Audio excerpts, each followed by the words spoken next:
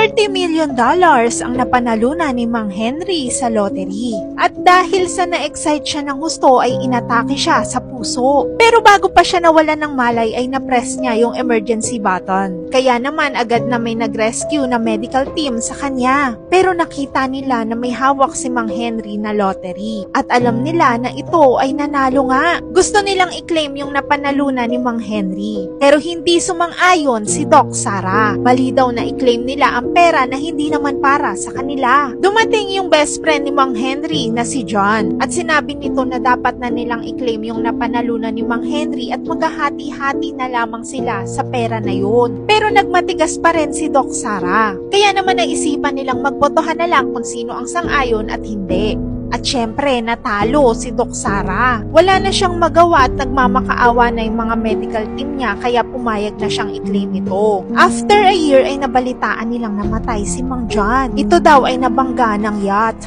At ang pangalan ng may-ari nito ay Henry. Maya-maya pa ay nagpakita si Eva na siya ay may cancer. Kaya naman natakot ang lahat at inisip nila na may sumpa yung claim nilang pera.